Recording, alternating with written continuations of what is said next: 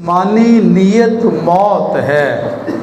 जिस्मानी नीयत क्या है? मौत है। लेकिन रूहानी नीयत लिखा है जिंदगी और इत्मीनान है।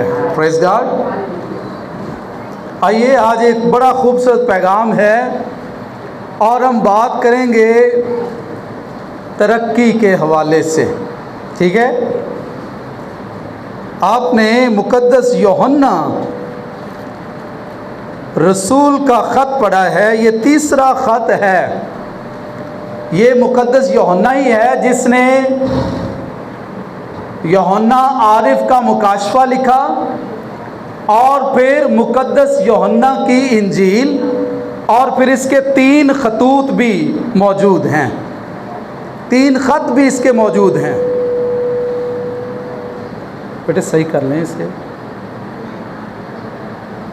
फिर दूसरा माइक्रोफोन है तो वो दे दें। तो 3 खतूत में से एक जो ख़त है वो अपने एक रूहानी शागिर्द को लिखा इसने, ये तीसरा ख़त। और इस तीसरे ख़त के अंदर एक शख्स का आपको नाम मिलेगा, गियुस उसका नाम है। और अगर आप पढ़ें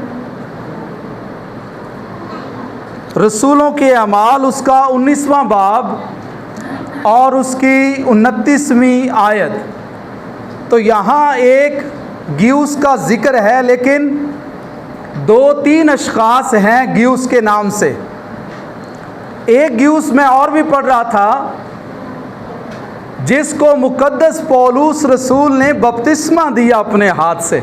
ठीक है, और कलाम खुदा में ये जो गियुस, हाँ जी पढ़े कोई भी, 29वीं आयत। जी जी। तमाम शहर में हलचल बढ़ गई और लोगों ने गियुस और अरतरस दुनिया वालों को जो पौलुस के हमसफर थे पकड़ लिया और एक दिन होकर तमाशादार हो दौड़े। आमीन।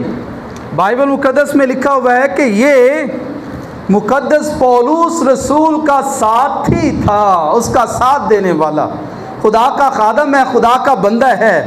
लेकिन यहाँ पर जिस गियुस का जिक्र है, जिसको ये ख़त लिखा गया, ये एक चर्च के अंदर मुकद्दस यूहन्ना ने इसे मुकर्रर कर दिया था। लेकिन यहाँ पर 2 अशख़ास हैं जिनका जिक्र आप अंदर पढ़ेंगे इस ख़त में, जो मुखालफत पर उतर आए। और ये दोनों अशख़ास शैतान थे और खुदा के लोगों को मना करते थे कि चर्च में ना आएं। उस वक़्त इस तरह से बिल्डिंग्स में तो चर्च नहीं होते थे, घरों के अंदर छोटी छोटी कलीसियाएँ थीं। उस वक़्त चर्च तो छोटे थे लेकिन खुदा की कुदरत बहुत बड़ी थी, चूँकि खुदा को पुकारने वाले दिन रात खुदा की इबादत करते थे। सही है। उस वक़्त पूरे दिल से, गर्म जोशी से मसीह को पुकारने वाली कलीसिया थी। लेकिन आज कलीसिया मादा परस्त हो गई है। सही है। आज लोगों के ध्यान और निगाहें, जैसे बनी इसराइल के बारे में लिखा है ना, 40 बरस तक उनके ध्यान सिर्फ रोटी पानी पे लगे रहे, आसमानी मन पे ही। सही है।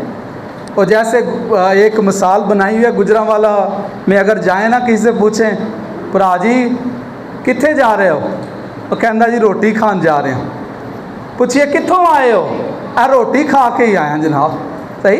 तो सिर्फ खाने का फिक्र था। बनी इसराइल के बारे में लिखा है उनका एक ही काम है और वो सिर्फ मादा चीज़ों को देख रहे थे। जैसे वो 38 वर्षों से जो शख्स था जो हौज किनारे बैठा था, वो सिर्फ उस हौज को देखता रहता। क्या आज हमारी निगाहें किसी और चीज़ पर भी हैं या मादी चीज़ों पर ही लगे हुए हैं? कलाम खुदा में लिखा, बस ईमान के बानी और कामिल करने वाले यीशु को तकते रहो। हालेलुया। पहले ढूंढो तुम उसकी बादशाही की बातें, तो ये सारी चीज़ें भी तुम्हें। लेकिन असी पुठे टुरने हम, असी आने ना खुदा दा पहला असी ये लभनियां ने ते लभदा रह भाई तू फिर। सही है। कलाम कहता है पहले ढूंढो, रास्तबाजी ढूंढो मसीह की, उसके बाद ये बाकी सारी चीज़ें भी तुम्हें मिल जाएंगी। आमीन। एल्डर साहब ऐसे ही आइए एक बात जो बाइबल मुकद्दस में से मैं तरक्की के हवाले से बताता चलूँ। गीयुस को खुदा का खादम कहता है दूसरी आयत में, ए प्यारे, अंग्रेज़ी में है बिलवड।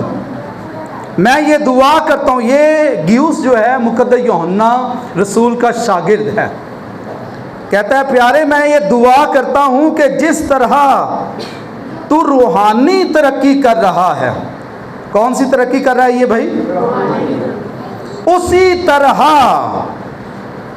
तू सब बातों में तरक्की करे। कितनी बातों में तरक्की करे, और तंदुरुस्त रहे। Praise God. खुदा का कंसर्न ये है, खुदा के खादम का, कि फ़कत रूहानी चीज़ों में तरक्की ना हो, बैलेंस होना चाहिए। अगर कभी बैलेंस बिगड़ जाए किसी भी चीज़ का तो मतवाजन नहीं रहती। तवाज़न ख़राब हो जाए, बैलेंस ख़राब हो जाए किसी भी चीज़ का, हर एक चीज़ बैलेंस के अंदर है। इवन आपके ये जो हेयरिंग है ना, कानों की, अगर ये भी बैलेंस अगर ख़राब हो गया तो प्रॉब्लम हो जाएगी। बैलेंस खुदा ने हर एक चीज़ में रखा है। जैसे हाई ब्लड प्रेशर, कहते हैं हाई ब्लड प्रेशर हो गया, बुलंद फिशान खून, और लो जब वो ब्लड प्रेशर हो गया तो क्या होगा, लो हो जाएगा तो वॉमिट आना शुरू हो जाएगी, सर चकराना शुरू हो जाएगा। लेकिन अगर बिल्कुल वो बराबर रहे, मतवाजन रहे, उसका तवाज़न बरकरार रहे, तो बदन बिल्कुल ठीक रहेगा। कैसे?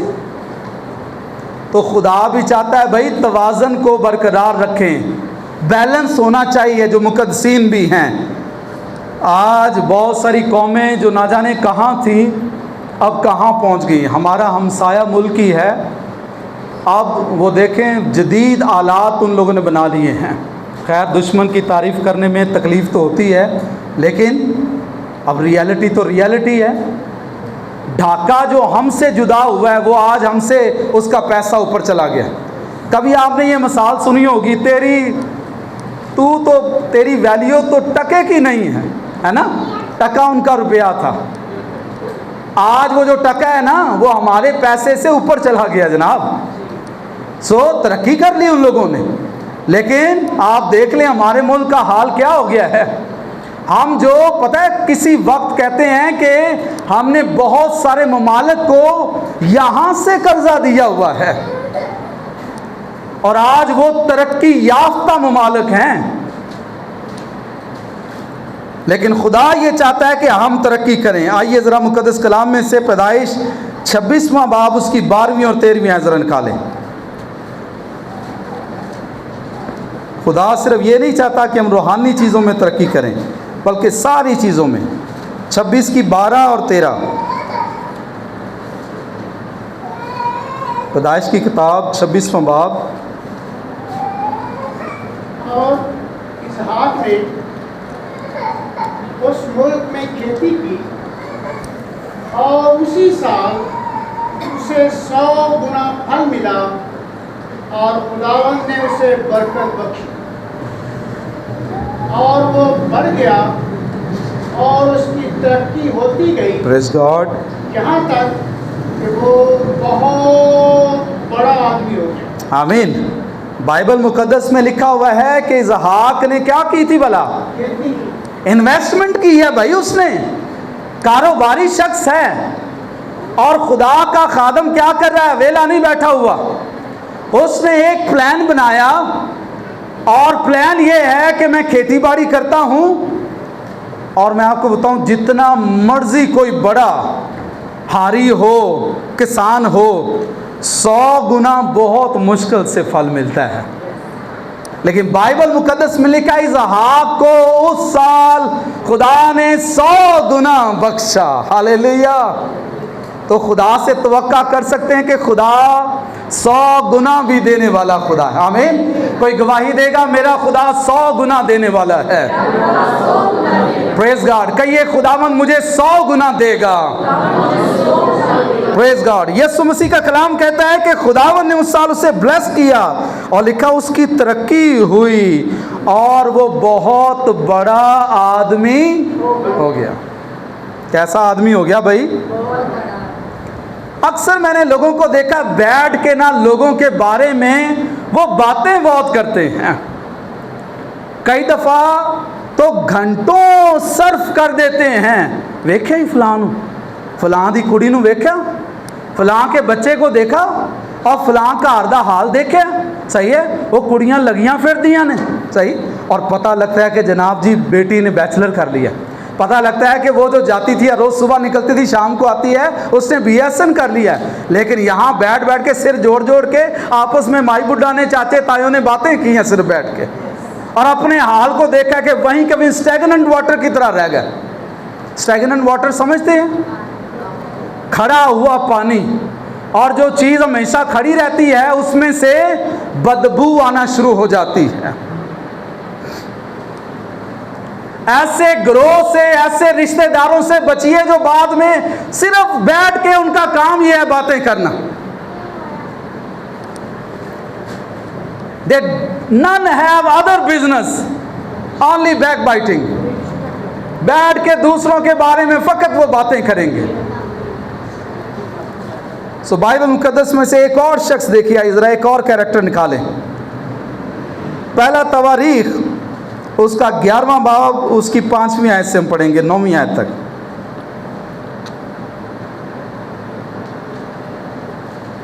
तवारीख की पहली किताब, माजरत कहना इसी तरह से चाहिए, तवारीख की पहली किताब और उस का 11वां बाब 5वीं ता 9वीं।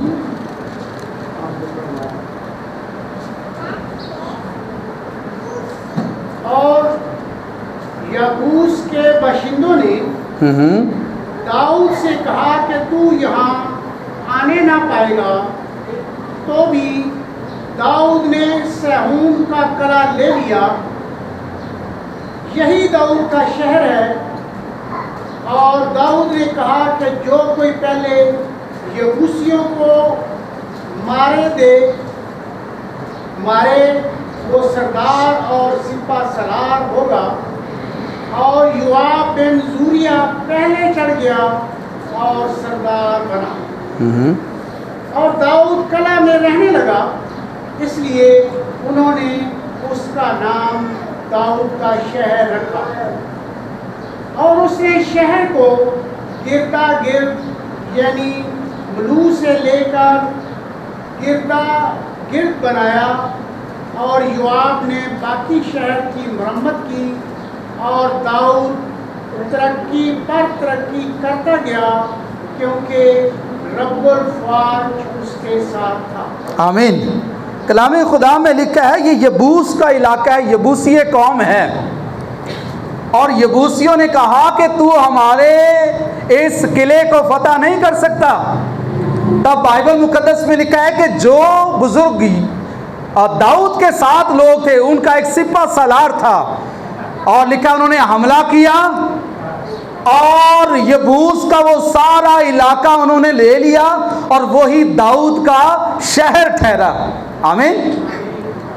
और जब दाऊद का वो शहर ठहरा तो दाऊद ने वहां पर काम करना शुरू कर दिया, उसकी फसील को बनाया, बहुत सारी चीजें वहां पर की, इन्वेस्टमेंट की है। सदक भाई सुन रहे गौर से। सो बाइबल मुकद्दस में लिखा है जब सारा कुछ किया तो लिखा है कि उसको खुदा ने तरक्की देना शुरू कर दी। क्या लिखा हुआ है यहाँ 9वीं आयत में? और दाऊद तरक्की पर तरक्की करता गया। वजह क्या है भाई तरक्की की? बढ़ क्यों रहा है ये, आगे क्यों बढ़ गया है? हालांकि यबूस का बड़ा दावा है, लेकिन ये बढ़ता चला जा रहा है, एक्सपैंड होता जा रहा है, और चारों तरफ दुश्मन भी देख रहे हैं यार ये हो क्या रहा है। और लिखा है कि खुदा ने मुझे मेरे हमसरों से ज़्यादा मसा किया। हालेलुया।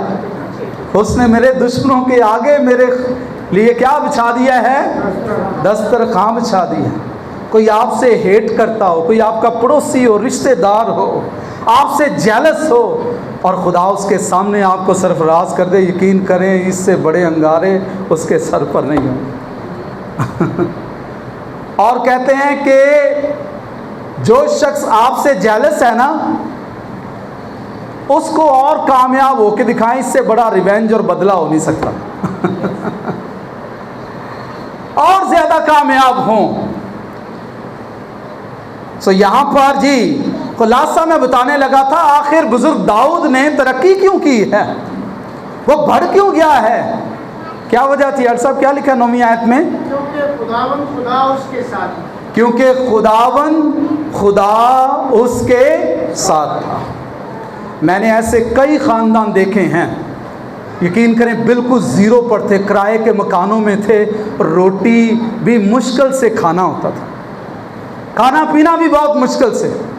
मैं ऐसे कई अपने दोस्तों को भी जानता हूँ, मेरी अपनी लाइफ भी ऐसी रही है, टफ लाइफ रही है कि खाने के लिए भी मुझे बहुत, जब वो स्ट्रगल करनी पड़ती थी कि अपने बच्चों को कुछ ना कुछ फीड करना है, हाउ, तो बड़ी स्ट्रगल करनी पड़ती मुझे। लेकिन बाइबल मुकद्दस में लिखा है, चूंकि दाऊद के साथ कौन है भाई? दाऊद के साथ कोई बहुत बड़ा सिस्टम नहीं है, दाऊद के साथ कोई बहुत बड़ा जब वो बादशाह नहीं है, बल्कि लिखा है दाऊद के साथ उसका खुदावंद मौजूद है। Praise God. दुनिया आपके साथ खड़ी है नहीं खड़ी, डोंट वरी, क्या खुदा मेरे साथ खड़ा है, ये मैटर करता है। आपकी तरक्की में अगर सबसे बड़ा हाथ होगा तो आप देखेंगे वो सलीब वाले बर्रे का हाथ होगा। लिखा शरीयत की ये किताब तेरे मुंह से, बल्कि तुझे दिन और रात इसका क्या हो। अच्छा, ऐसा भी हुआ है कि कईयों को खुदा ने तरक्की दे दी है, लेकिन नबूकदनज़र की तरह वो थोड़े से आकड़ गए। लिखा है खुदा ने नबूकदनज़र को कहा कि मैंने बनी इसराइल को तेरे हाथ में कर दिया, वरना तू तो उस तक पहुंच भी नहीं सकता था, मैं तो उनके चौगिर्द आग की फसील था मिस्र के अंदर, मैंने फिरौन को उसके रथों को छूने भी नहीं दिया था अपने लोगों को, तेरी औकात क्या थी। और यहाँ पर वो अकड़ रहा है और कहता है, एक दिन महल पे खड़ा हो गया है, तरक्की उसको मिल गई है, महल उसके पास है और लोग उसके ग़ुलाम हैं, बहुत बड़ा आदमी बन गया है, और कहता है कि मेरे बाजू ने ये सारा कुछ किया है। लोग कई दफ़ा जब तरक्की कर जाते हैं, बरकत मिल जाती है, तो खुदावंद को भी भूल जाते हैं, अपने ख़ानदान को भी नहीं लेकर आते कि खुदा के सबब से हमारे घर में ये नेमतें और बरकतें हैं। इसलिए खुदा को ना भूलें। बाइबल मुकद्दस में लिखा है, मेरी जान खुदावंद को और उसकी किसी नेमत को फरामोश का क्या मतलब होता है? भूलना। सही है, याद कर तू कहाँ था। सही। तो खुदा तरक्की देने वाला खुदा है। खुदा चाहता है कि हम सारी बातों में तरक्की करें। क्या हमारे खुदा का कलाम यीशु मसीह के बारे में कहता है कि उसने किस तरह से तरक्की की? आइए ज़रा देखिए, मुकद्दस लूका की इंजील है, 2 बाब उसकी 52वीं आयत।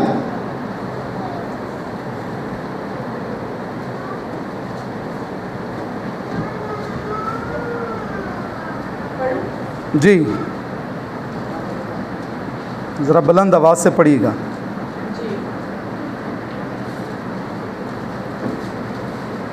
The book of Luke chapter 2 verse 52।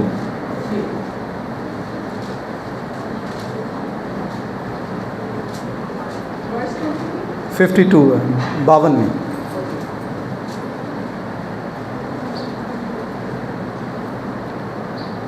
और यीशु हिकमत और कदो-कामत में और खुदा की और इंसान की मकबूलियत में तरक्की करता गया। आमीन। यीशु के बारे में लिखा है, यीशु मसीह हिकमत में किस चीज़ में तरक्की की है भाई? कई बंदे मैं देखे नहीं, यकीन करो बड़ी उम्र के भी हो जाते हैं तो अकल उन्होंने पूरा भी नहीं आती। बड़ी बड़ी उम्र के हो जाते हैं, उनको गुफ्तगू का पता नहीं लगता कि छोटों से बात कैसे करनी है, बड़ों से कैसे करनी है, कोई मेहमान आ जाए कैसे करनी, चर्च में लोगों के साथ, खुदा के खादम के साथ कैसे बात करनी है, और जीवे तीवे मर्जी बोल देंगे। मैं एक दफ़ा था लालाबाद में, वहाँ का मैं चर्च पास कर रहा हूँ, तो एक दिन मैं वर्शिप कर रहा था, शुक्रगुजारी की इबादत थी, तो टाइम कम था, घर वालों ने कहा भाई साहब सिर्फ ना 1-2 गीत ही गाइएगा। टाइम कम है हमारे पास, तो उसके बाद आप कलाम सुनाएं और फिर शुक्रगुजारी जब बस हम लोग बांटना चाहते हैं। मैंने कहा ठीक है जी। तो लोग प्यार करते हैं। खैर मैंने गाना शुरू किया तो मैंने एक गीत गाया, तो मैंने बाजे को बंद कर दिया। तो एक बेबे सामने बैठी हुई थी, तो कहती की गल है पुत्र थक गए? मैं कहा बल्ले भाई तेरे।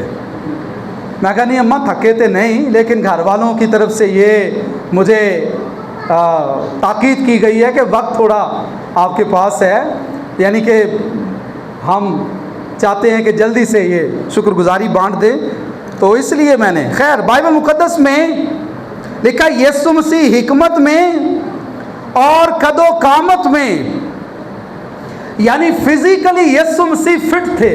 क्या बात है, प्रेज गॉड। कलाम मुकद्दस में याद रखिएगा, आपका और मेरा मसीह चूँकि शाफी है, तो शाफी के अंदर किसी भी तरह का नुक्स नहीं था। चूँकि वो खुदा का अज़ली बर्रा है, तो जो काहिन था ना, सरदार काहिन, जो सालाना कुर्बानी होती थी, तो वो बर्रे को एग्जामिन करते थे। पहले, इससे पहले कि कुर्बानी हो, बर्रे को एग्जामिन किया जाता, देखा जाता इसमें कोई नुक्स तो नहीं है।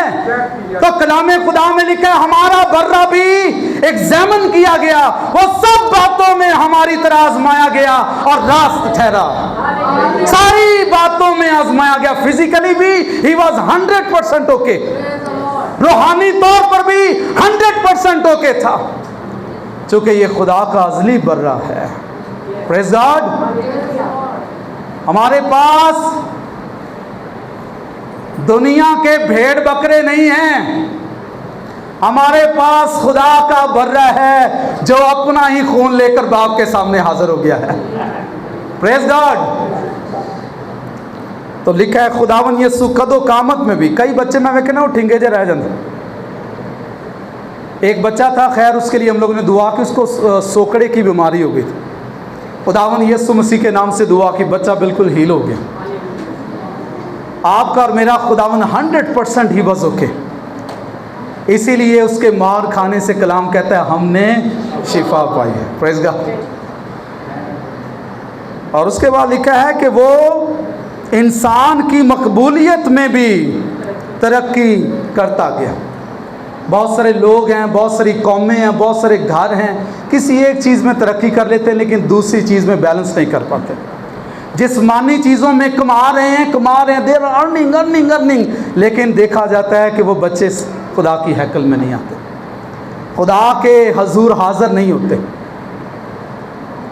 सो बैलेंस करना पड़ेगा। तरक्की तो खुदा चाहता है कि हम करें, लेकिन तो भी मैं बाइबल मुकद्दस में से देख रहा था और किन चीज़ों में खुदा चाहता है हम तरक्की करें। आइए ज़रा देखिए मेरे साथ मुकद्दस होसिया की किताब 6 बाब उसकी 3 आयत।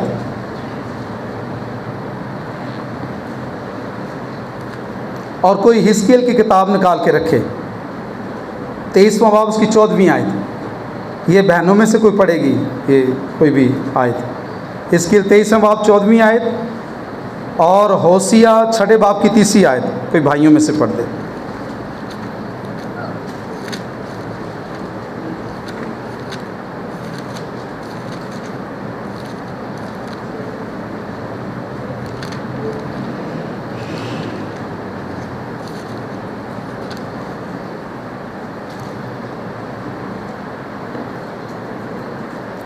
लिखा हुआ 3 आयत में, आओ हम दरियाफ्त करें।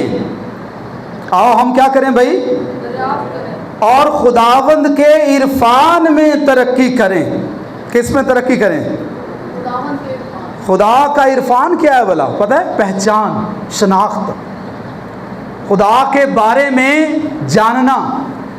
और आपको पता है कि मुकद्दस यूहन्ना की इंजील 17वें बाब की 3 आयत में क्या लिखा है? और हमेशा की ज़िंदगी ये है कि हम तुझ खुदाए वाहिद को और यीशु को जिसे तूने भेजा है जाने। Praise God. खुदा को जानना हमें हमेशा की ज़िंदगी बख्शता है। तो खुदा के इरफान में आगे बढ़ना है। तो क्या मेरे बच्चे या मैं खुदा के इरफान में, खुदा को जानने में आगे बढ़ रहे हैं? जिस्मानी बातों में बढ़ना अच्छी बात है, खुदा चाहता है, लेकिन रूहानी बातों में भी बढ़ना और तरक्की करना बहुत ज़रूरी है, वरना हमारी आकबत कहीं ख़राब ना हो जाए। जी, हिजकिय्याह का सहीफ़ा 23वें बाब की 14वीं आयत। और उसने बदकारी में तरक्की की, क्योंकि जब उसने दीवार पर मुर्दों की सूरतें देखी, यानी कस्तियों की तस्वीरें जो संघर्ष से खींची हुई थी। ओहो, तरक्की यहाँ पर भी हुई है। बनी इस्राइल के बारे में लिखा है कि तुमने किस चीज़ में तरक्की की? बदकारी में, बुत परस्ती में तुमने तरक्की कर ली। कई बच्चे ने यकीन करो वो चरसा चोना तरक्की कर ले, कई बच्चों ने शराबां तरक्की कर ली। कई बच्चों को वेखो कि उन्होंने वाल तुसी वेखो कभी अगों, बाल उनके ऊपर होंगे और पैंटे नीचे। तरक्की तो की थी है ना। और कईयों का पता ही नहीं लगता क्या क्या बनाए हुए हैं उन्होंने हेयर स्टाइल। बाइबल मुकद्दस में लिखा है कि तूने तरक्की की लेकिन बदकिरदारी में, और तूने बुत परस्ती में तरक्की की है। देखें हमारे बच्चे किस बात में, किस चीज़ में तरक्की करें। क्या तरक्की होनी चाहिए, लेकिन खुदा चाहता है इसको बैलेंस करना पड़ेगा। खुदा के कलाम में तरक्की हो रही है या कि नहीं। खुदा का खादम यहूदा का ख़त उसकी 20वीं आयत में अगर आप पढ़ें, आखिरी आयत में चाहता हूँ हम पढ़ें, टाइम हो गया हमारा। जी, मगर तुम ऐ प्यारो 20वीं आयत है, 20th। मगर तुम्हें प्यारो अपने पाक ईमान में अपनी तरक्की करके और रूह कुदस में दुआ करके अपने आप को खुदा की मोहब्बत में कायम रखो और हमेशा की ज़िंदगी के लिए हमारे खुदा यीशु मसीह की रहमत के मुंतज़िर रहो। मगर ऐ प्यारो अपने पाक तरीन ईमान में तरक्की करके। कौन से ईमान में भाई? पाक तरीन ईमान में तरक्की भी करनी है। और ईमान में तरक्की भला कैसे होती है? घर बैठे हो जाती है ना। लिखा है ईमान कैसे पैदा होता है? और सुनना मसीह के ऐसी कारी दुआ पढ़ लेने, पढ़ी जाओ भाई। ईमान की तरक्की नहीं होने वाली। ईमान की तरक्की होगी इस कलाम से। खुदा की जमात के साथ जब फेलोशिप करेंगे, खुदा के मसा से तरक्की होगी, खुदा की हजूरी से तरक्की होगी। लिखा है ना कि और वो दाऊद क्या करता गया? तरक्की पर तरक्की करता गया, चूंकि खुदावंद उसके साथ था। हालेलुया। आइए जो चाहते हैं आज के उसकी तरक्की हो, उसके बच्चों की तरक्की हो, उसके घराने की तरक्की हो, वो अपने कदमों पर खड़े हो जाए। हम दुआ करेंगे खुदा के जो प्रेज गॉड। इकरार करें कि शायद खुदा हमने बैलेंस नहीं किया अपनी ज़िंदगी में। तौबा करें इस बात के लिए। इकरार करें कि खुदा मेरे बच्चों ने शायद उनका दिल मुतकब्बराना हो गया है, शायद मैंने भी इस तौर पर गौर नहीं किया, लेकिन मैं तौबा करता हूँ, करती हूँ। शायद मेरी बीवी ने, शायद मेरे शौहर ने इस बात को खातर में नहीं रखा कि खुदा हम कैसे बढ़ सकते हैं। Hallelujah, hallelujah, praise God, praise God. Shujaat एक आयत गाएंगे आप कोई भी, तो आइए हालत में एक आयत हम खुदा के ज़ोर गाएंगे।